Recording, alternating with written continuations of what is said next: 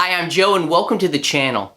In this micro lesson, I wanted to show you a little bit of a practice exercise I've been doing for myself, just to practice my rhythm better and also to practice my phrasing on the guitar. Lots of times I find myself basically playing on a downbeat, and I thought it'd be interesting, what if I took the concept of playing a lick over different parts of a measure of music? What does it sound like? What does it do? But more importantly, this was to help me with my timing. I'm not a very good player when it comes to rhythm, and this is something that I've just been working on. So I just thought I would share with you a little bit about my process, about how I'm practicing these things. We're all human, we're all still trying to learn, and if you have any tips or tricks that you're doing to practice your rhythm, I'd love to hear them in the comments below. Let me go ahead and grab a guitar and I'll show you what I've been working on. So here's the concept that I gave myself. The idea was just to create a very basic loop in 4/4 time and try to work on my rhythm. That's really one of the things that I really struggle with. I struggle with a lot of things on guitar, but really my rhythm is one thing that I really have a hard time with. And I think a lot of it comes down to the fact that sometimes I get lost in the music and I don't know where the beats are in the music. Like am I beat 1, beat 2, beat 3, or beat 4 if I'm playing in 4/4 time. So I thought I would make myself a little exercise to practice displacing a phrase over different beats in a measure of music. So I came up with just a really simple line.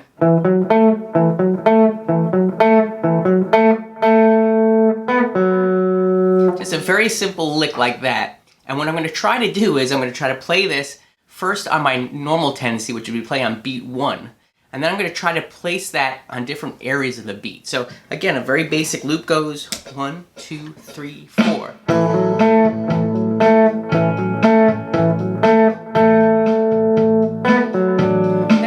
Same exact idea, and I'm now going to try to play it on the end of 1, 3, 4, 1.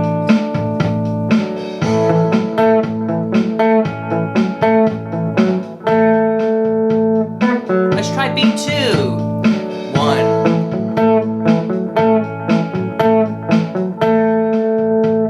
Let's try beat 3. 1, 2.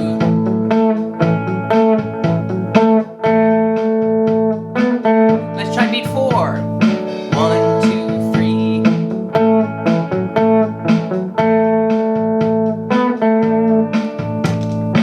It's so interesting to me how just playing that same exact phrase, but over different parts, or different beats I should say, of the measure, make the music feel so different. My personal preference was the end of 1. To me that sounded a lot better, or more, I don't know, maybe in the pocket, if you will, for this type of song or this type of groove that I'm working on. And I normally wouldn't have came across that if I didn't try this exercise. So let's hear that again. Well, again, I'm just going to go from playing on beat 1 to the end of beat 1, just so you can hear the drastic difference, at least that I'm hearing, as far as the vibe of the music. 1, 2, 3, 4.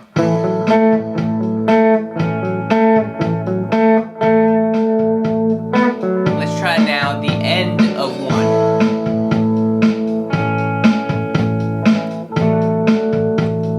1, 2, 3, 4.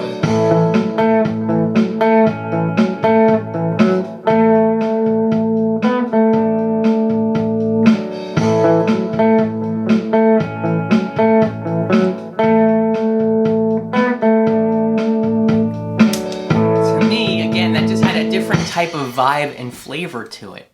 And I have a very strong idea that if I try this, not just with rhythm parts like this, but also maybe with my licks, if I try playing maybe a simple blues lick or something over a blues chord progression, and I start to practice where I place those licks, I feel like I'm going to recycle my licks maybe in a better way and get more mileage out of them. You know, it's interesting when you think about all the variations that we have, all the different variables in music.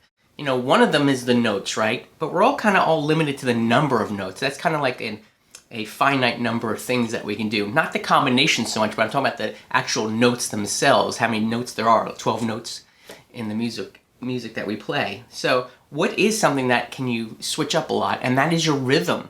The rhythms that you apply to your notes. There's an infinite number of rhythmic ideas and concepts. For that, I was playing exactly the same type of rhythm.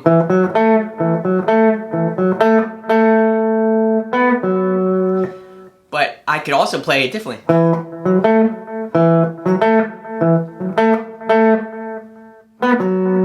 You know, you can vary it in so many different ways. So rhythm really is a key to giving your notes different life over a song or a progression. So this was a short little micro lesson, but I just wanted to encourage you to maybe start practicing playing your licks, even your chord progressions or anything, your riffs that you might come up with, and try placing on different parts of the beat. I think you're going to find it's very eye-opening and how the music can take on a totally different characteristic simply by moving and shifting things along the measure of music. So that's it. That's how I've been practicing my phrasing on the guitar. If you have any ideas of things that I can try, rhythm exercises that you've been doing, please leave them in the comments below. Again, I'm always looking for ways to practice and do things differently. Hey, if you found any value in this video, would you do me a favor? I'm really trying to grow the channel. Would you help me out by subscribing down below, hitting the like button, and knocking on the bell? All those things, again, help me out, and I'm so grateful for your support. As always, I wish you a great day.